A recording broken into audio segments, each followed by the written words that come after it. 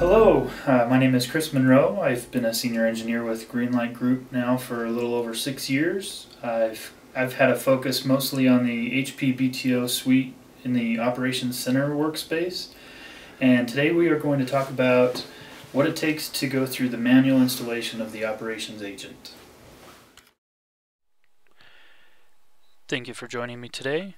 For this particular discussion, we are going to go over the installation procedure for the Operations Manager agent. This is actually 3 parts. The first part is going to be the installation of the agent in a state that will allow us to deploy this through automated means if we would like to. The second stage will be to activate that agent and start up the processes. And the third and final stage will be granting the certificate and establishing an SSL encrypted communication path between the management server and the operations agent. As you can see here, I've got a couple windows open on my server. In order to install the agent, you will actually need to install the agent from the directory that has all of the agent bits. If you try to reference that from an absolute path or any other remote directory, it's not going to actually be able to find the packages, so the installation will fail. In this case, I've got it out on a network share, so in most cases that is fine. The version of the agent we're going to be installing today is version 8.60. I know the latest agent out right now is agent 11, but once you have version 8.60 or above, you will be able to manage the agent using Operations Manager, and you can actually upgrade the agent from within the tool itself. The only difficulty is getting the agent distributed out to all of the remote machines to begin with.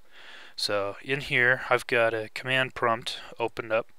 Notice also here I'm running this command prompt with elevated privileges as administrator. You will need to do this in order to get the agent bits installed as well. When you have Server 2008 with the user account control features, it will not install unless you are in elevated mode. As you can see here, I have browsed to the same directory. I've just added a network location on this computer temporarily so that I can install the agent bits. So if you get to the package where the agent resides, you'll notice that we've got a 32-bit version, 64-bit version, and then Itanium processors as well. You're going to have similar structure for any platform, whether it's AIX, Windows, Linux, Solaris, HPUX. If the platform is available, you'll have this same directory structure across the board. In this case, I am dealing with the 64-bit version of Windows, so I'm going to go into the x64 directory, and Windows 2003 or newer. So even though this is 2008, the directory structure still says Win2K3, but within that directory there's a package that defines the actual agent platform and the requirements for installing the agent here. And then within here you've got anything that's going to be deployed as the agent. It's this RPC_BBC folder that we're interested in. This is where all the agent bits actually reside. So under this RPC folder, that's the directory that I'm in over here on my command prompt, we're going to run this through a command window instead of through a regular Windows Explorer window, because this particular installation on Windows happens to be a VB script. The name of the installer is OPC_INST. It's the same on all platforms. Windows has the file extension .vbs. All other platforms are going to have a .sh extension. And in Windows, we don't actually want to run it as a normal VB script, otherwise we'll be prompted with many pop-ups. We'll have to click OK for every single one of these files that it's going to go through. So we're going to run it through a small command shell version of VB script called cscript. So I'm going to prefix my installer here with cscript, and then I'm going to continue on with that same OPC_INST install file. Now in this case it is a VB script, so I'll add that to the end of it. And notice here I'm not going to put any additional arguments or parameters on the end of it. I'm just going to put the command cscript opc_inst.vbs. As we go through that process, this is going to start the installer on a machine that has never had the agent before.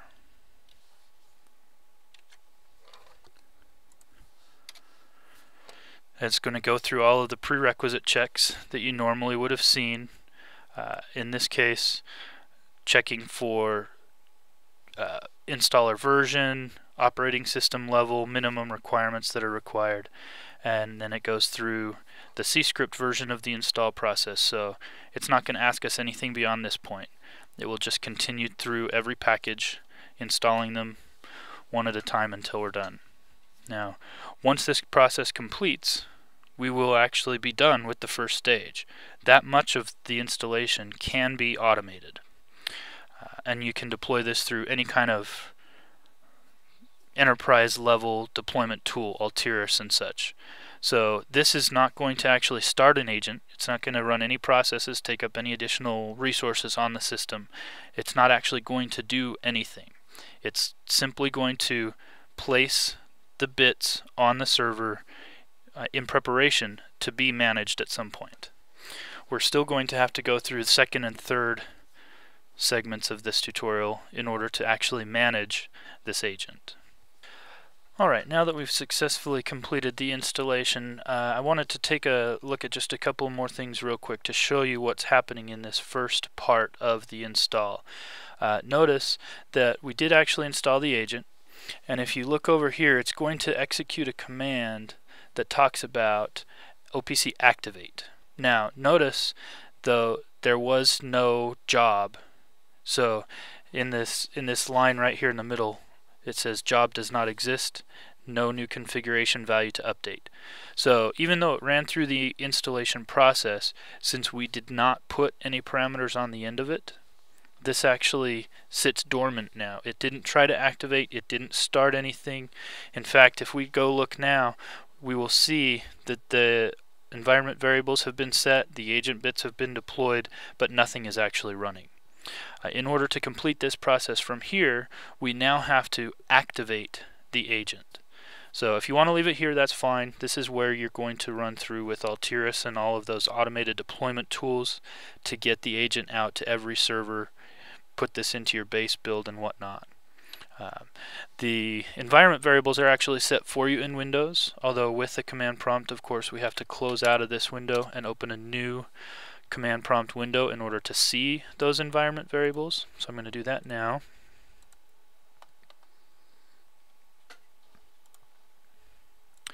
And now that we're back into this new command prompt window, notice if I just take a look at the environment variables, there's going to be a number of OV environment variables. The one that's key here is this OV install dir. That's the environment variable that's going to get us back to the OPC activate command that we're going to need to run for section 2 here. So let me change into that directory right now.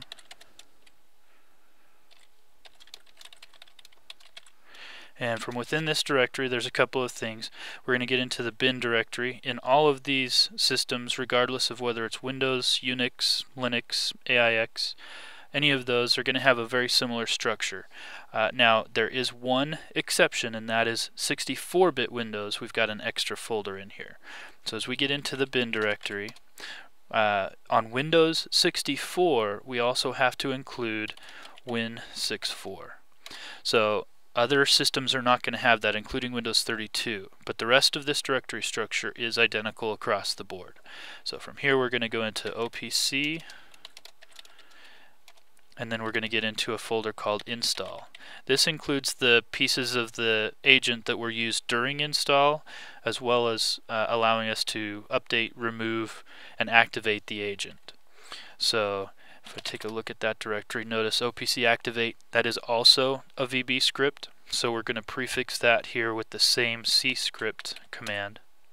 But this time when we run OPC activate, we need to add some arguments. The argument that we need to add is the name of the server, that is the operations manager management server. So the argument, the parameter is -srv, and we're going to name our operations manager server. In my environment, that happens to be slc-vmp-oml.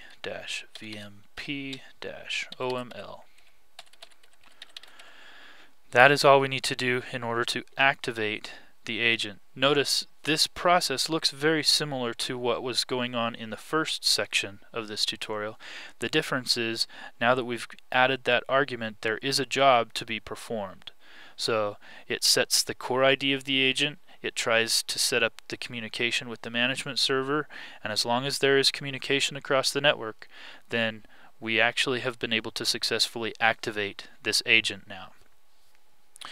So the other thing that you'll notice now is that we have the agent up and running and the agent processes have been successfully started.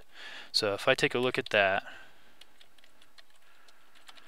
you'll notice that we've got the main processes for the agent running with one last step missing. Notice at the bottom of this it says that this message agent is buffering for that management server.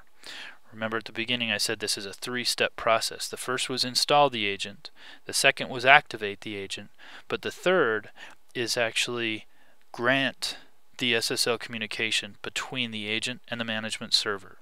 So at this point we've completed the first two sections. The final section is going to the management server.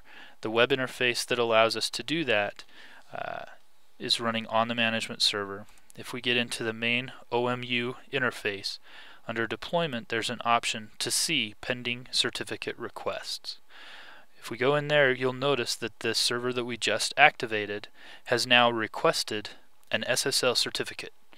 The core ID of that agent was sent to us, and we now have the choice to allow or deny management of that agent. So we can turn on auto granting of certificates, so it is possible to bypass this step if it has been configured, although that's not recommended.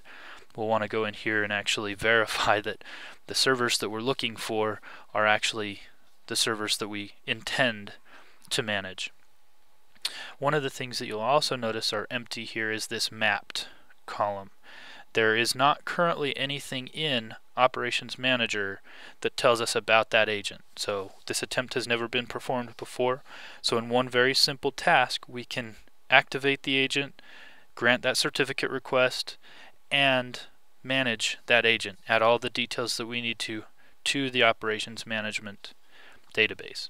If it's been created in the past, there will be a mapped value here already that we can set up. In this case, since we don't have it, I have the option to select the agent and choose this add and grant. That's what creates it in the database and grants the certificate. If that mapped column was already filled out, then we would just choose grant. If we have an instance of the agent in the database already, but for some reason it wasn't automatically mapped to this IP address or this host name, then we do have the option to manually map the agent if we have to as well. But in this case I can just click add and grant, and that completes step 3. So once I've granted that certificate, we have completed all 3 cycles, and there is now a two-way secured SSL certificate based communication that's allowed between the two servers. If I go back over here to the agent and take a look at that status one more time like we just did, you will see that the agent is no longer buffering and everything is up and running as it should be. From this point on, we can deploy policies and we can begin managing the agent like any other agent in the environment. Thank you very much for your time.